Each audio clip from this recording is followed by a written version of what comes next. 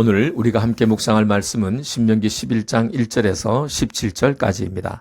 모세는 다시 한번 하나님께서 우리에게 궁극적으로 요구하시는 것이 무엇인지를 말해줍니다.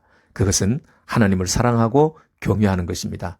신앙생활의 중심은 하나님과의 친밀한 관계입니다.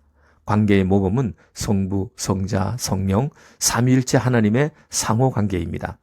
원을 그릴 때 중심만 잡아놓으면 큰 원, 작은 원은 마음대로 그릴 수 있습니다. 그리스도인의 삶에서 마스터키는 리센터링, 다시 중심 잡기입니다. 중심만 바로잡으면 모든 문제는 해결됩니다. 하나님을 사랑하고 경외하는 것이 삶으로 나타나는 것이 하나님의 말씀을 듣고 순종하는 것입니다. 하나님을 사랑하고 경외하려면 하나님이 어떤 분인지를 알아야 합니다. 하나님의 가치, 그분의 위대하심과 존귀하심, 거룩하심과 완전하심을 알고 그분에게 합당한 경배를 드리는 것이 예배입니다.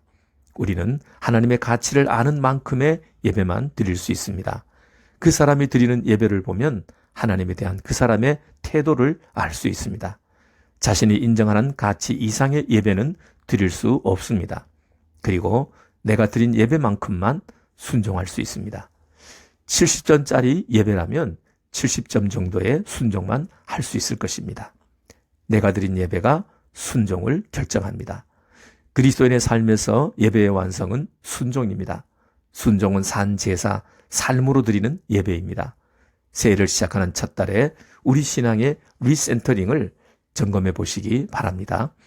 하나님과의 관계가 깊어지는 것이 신앙의 성장이며 그것을 통해 내 삶이 변화되는 것이 신앙의 성숙입니다. 그것을 위해 하나님이 어떤 분이신지를 계속 알아가시기를 바랍니다.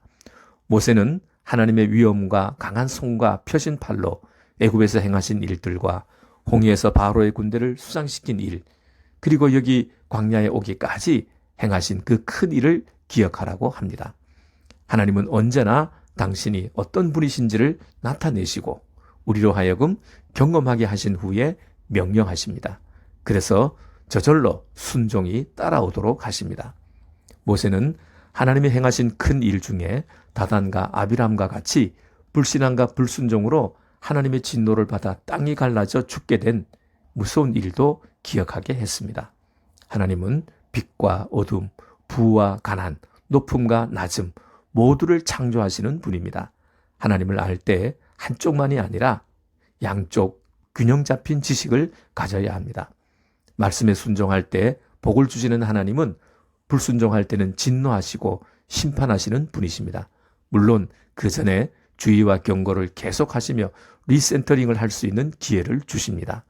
하나님은 아버지 중에 아버지이시며 가장 이상적이고 완전한 아버지이십니다. 모세는 앞으로 들어갈 가나안 땅을 애굽 땅과 비교하여 설명합니다. 애굽 땅은 나일강의 풍부한 물을 집 앞에 있는 채소밭까지 끌어다 사시사철 쓸 수 있도록 관계수로를 만들었습니다. 인간의 기술과 능력으로 농사짓는 방법입니다. 그러나 가나안 땅은 산과 골짜기가 있어서 하늘의 비를 흡수해버리는 땅입니다. 관계수로를 만들 수 없고 오직 하늘만 바라보며 농사짓는 땅입니다. 사람의 눈으로 보면 애굽이 젖과 꿀이 흐르는 땅 같습니다. 그런데 나일강도 인간의 기술과 능력도 다 하나님이 주신 것입니다. 하나님에게서 나오는 것입니다. 나일강이 마르면 관계수로는 무용지물이 되고 맙니다. 가나안 땅은 자연 환경은 열악하지만 하나님이 돌봐주시는 땅이며 연초부터 연말까지 항상 하나님의 눈이 머무는 땅입니다. 하나님이 직접 이른 비와 늦은 비를 때에 맞추어 주시는 땅입니다.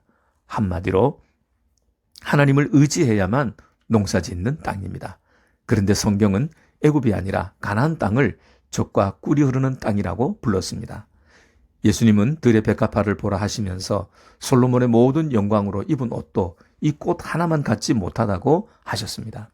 솔로몬이 입은 왕복은 인간의 모든 기술과 능력이 총집합된 화려하게 장식된 옷이었습니다.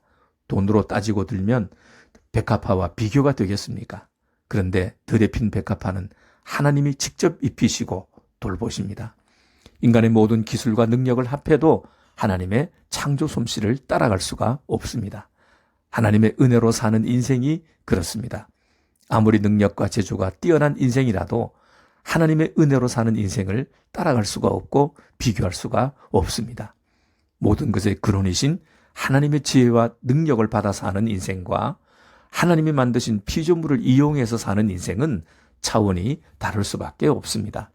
우리 인생이 새해에도 젖과 꿀이 흐르고 솔로몬의 모든 영광으로 입은 옷보다 더 아름다운 인생을 살려면 오직 하나님만의 은혜로 사는 인생이 되어야 합니다.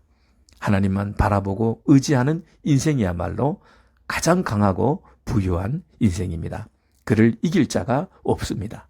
시편 62편 9절에 사람은 신분과 지위의 높고 낮음을 막론하고 다 저울에 올려놓으면 입김보다 가벼울 것이라고 말했습니다. 영원한 반석이시며 구원이신 하나님만 의지하고 하나님의 은혜로 옷 입고 사는 인생, 가정, 그리고 교회와 나라가 되기를 간절히 소망합니다.